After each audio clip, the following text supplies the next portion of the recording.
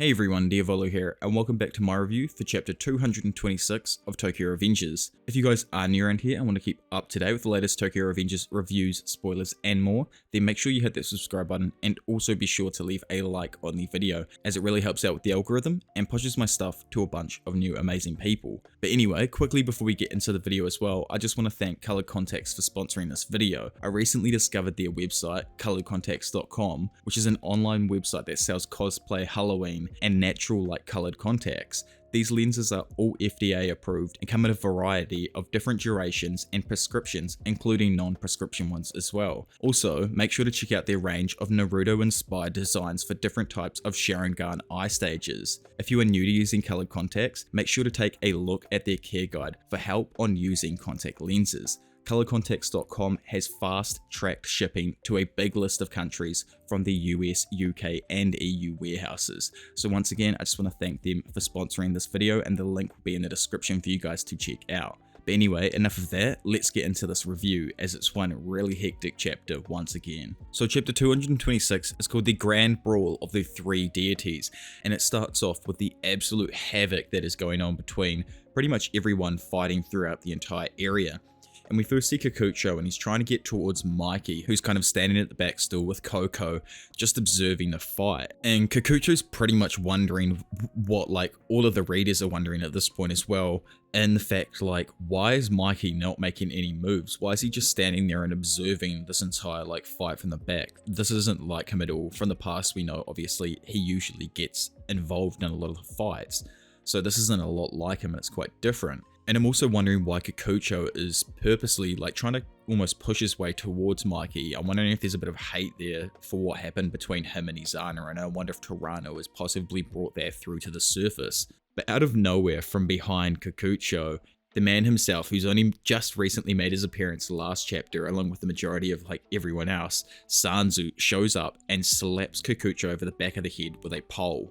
And this is something that I like to point out for a little like the weaker and more maniacal and twisted characters of Tokyo Revengers. They all use weapons or something to try and gain the upper hand on a lot of their opponents, whereas Kikucho is someone who's known for his utter strength. Even Izana hailed him as being strong. So Sanzu, obviously, you know, needing the upper hand here, being a weaker fighter, obviously, than Kikucho, has chosen to use a pole. And funnily enough, as soon as he, you know, makes a joke about using a weapon and how it is much easier, Ran from the Hitani brothers shows up and smacks him over the head with like a police baton at the exact same time, which is kind of karma, I guess you could say, in a way. Sanzu really deserved that. It's so good to see him actually getting slapped over the side of the head. I really don't like the dude, but at the same time I want to know more about him, and I hope he kind of grows into the same kind of character that Gisaki was as an antagonist, being an extremely interesting person that we want to know more about. I want to see what he can possibly do to try and interrupt Takemichi's plans and saving everybody. But from this fight, we skip away. So I'd imagine we're probably going to go back to the fights between Ran and Sanzu, I'd say maybe in the next chapter. And we go over to the guys from the S62 generation, and we see Kanji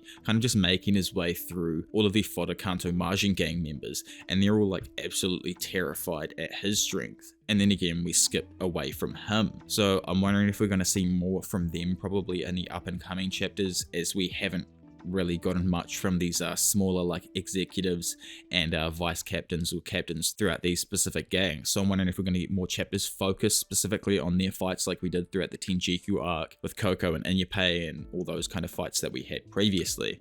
But from there, we go over to probably the most interesting stuff that happens throughout this chapter, and we see that Benkei, Wakasa, and Takeomi have taken down 100 of Rokuhara's members, and they're obviously like extremely pissed because of Draken's demise. But the sad thing is, obviously, that happens throughout this chapter, is that we don't actually get Mikey's point of view, and it still seems like Mikey doesn't actually know that Draken has fallen yet, or it just seems like he's completely oblivious to the fact and has shown up because he believes that Takemichi was originally in danger, or at least that seems to be what a lot of people in the community are thinking. I would hate to think that he actually just doesn't care about Draken's death, as even now I still see that that is something he wouldn't do. He would have tried to protect everyone in Tomen, just like he had done in the previous future. And we find out that Benkei and Waka, before they were part of the first generation Black Dragons, actually ruled the entire Kanto like area separately. So instead of just Tokyo, these guys were actually ruling like an entire area of Japan with like the amount of people that they had inside of their gangs,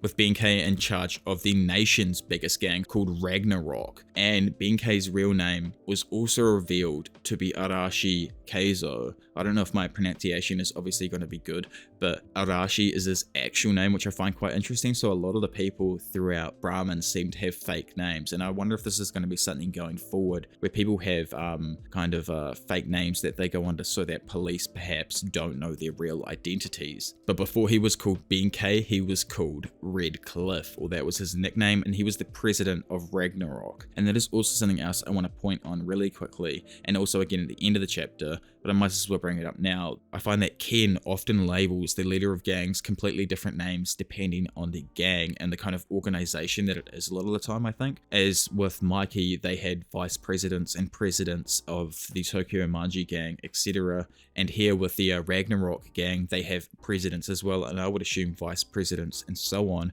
But then with other gangs, we've seen that they've been calling people executives. And again, right at the bottom of the chapter, which I'll skip to now, they call, just because it makes sense, a clash between Brahmin and Rokuhara's leader. So they're obviously referring to Terano as the leader of all of the Rokuhara, but in other ones they've referred to him, if I'm not completely wrong, as the representative in the past. So that has like given a lot of confusion and brought forth the idea of possibly having two leaders of the Rokuhara Tandai. But I'm wondering if that's cementing it here with the fact that it's actually calling him leader at the very bottom of the chapter. But anyway, skipping back up to the, I guess, like flashback that we go into, where Senju was explaining Benkei and Wakasa''s backstory. We find out that the rival to Benkei's gang was Wakass'S Gang, which had formed because the 12 smaller gangs of the eastern region had merged together to make the Kodo Ringo. Their leader was a man named the White Leopard, and his real name is Imuashi Wakasa, so obviously he isn't going by kind of like a fake name at the same time that Benkei actually is, which is quite interesting. And Takemichi is extremely, stoked that these two guys were actually these big of people in the past, ruling their own gangs with over 500 people like in each separate gang, which is insane if you think about it, because that dwarfs in size even the Tenjiku gang, which at its maximum was 450 members just off memory. So I think that's completely insane, that the fact that they had 600 at one point just in Wakasa'S, and then I'm not even sure how big Benkei's exactly was, but it was referred to as the strongest at the time. And then next we get this amazing panel of Benkei and Wakasa with Takeomi saying, as she said, there's no mistaking that these two are the toughest brawlers in all of Japan. And you can see that Benkei is like being kind of bent over just so he can fit in the panel itself, which I think is quite awesome. It just goes to show his actual stature and size compared to Wakasa. Whereas Wakasa is still quite a tall person, Benkei is just that much taller and that much stockier than like anyone else around. I would go to say that he's probably even bigger than Taiju, and would make Taiju probably look small at the end of the day. Or at least I would assume. I would assume that Taiju is probably around a similar size to actually Terano, as Terano made Draken look small and Taiju made someone of similar size to Draken look small. But Benkei says something super interesting. So they obviously think that they're going to get to Mikey and fight Mikey at some point, because he says here that he wanted to save some energy for when he reached Mikey, or for when they reached Mikey. But I guess that they don't have a chance, because apparently South's strength is on par with Mikey's own strength. So that's super, super interesting, and it's kind of good. If you guys don't know, I've actually made a power scaling video that I will be putting out tomorrow, and luckily enough, I kind of theorized that these guys were going to be extremely strong and placed them up near the very, very top of the strength list. So I'm glad that I've done that, and anything I need to fix them now can be fixed up. But it looks like South is also extremely strong, on the same level as Mikey. But I wonder if that's kind of just all talk and kind of like thought around him. Have they ever fought him before and actually know? Because, Taiju had this massive aura around him as being this insanely strong person. And then Mikey shows up and kicks him in the head and in one move takes him out. So, I don't know if something similar is going to happen here. We need to see Mikey lose for the first time, as he's never seen that before. He's never looked up to that sky. And, that's something that makes Mikey different to everyone else. So he needs to see that first, and I think Benkei and Wakasa are probably going to try, but first they obviously have to beat South here. And in the last few panels of the chapter, we have Benkei, Wakasa, and South running at each other, and then in the final panel, like I was saying earlier, we have the clash between Brahman's strongest and Rokuhara's leader, and Benkei's like diving straight towards Terano, ready to punch him in the face. And Wakasa's doing one of his spinning kicks, about to probably, kick him in the face also. I absolutely love Wakasa's design. I think out of everyone so far in the story, he's almost the design I think I like the most out of everyone so far. And just how clean of a character he is when he moves and does his attacks, and how quick he is. You can see his utter speed with just how like the lines are shaded on his character differently to everyone else, who, is just moving slowly, whereas Wakasa's kind of like the speed lines because all his cloth is like having to keep up with his body and being dragged along. But yeah, I can't wait to see more from these few characters in the up and coming chapters. I hope that they don't get, beaten by Terano, but I would assume that all three leaders of the gangs are probably going to end up fighting each other. But yeah, I'd love to know what you guys obviously thought of this chapter and kind of like where you see the next chapter headed now. If you think Mikey knows about whether or not Draken's actually passed, because, we still haven't been given any more information on that. It's still getting dragged out, the entire Draken death side of things.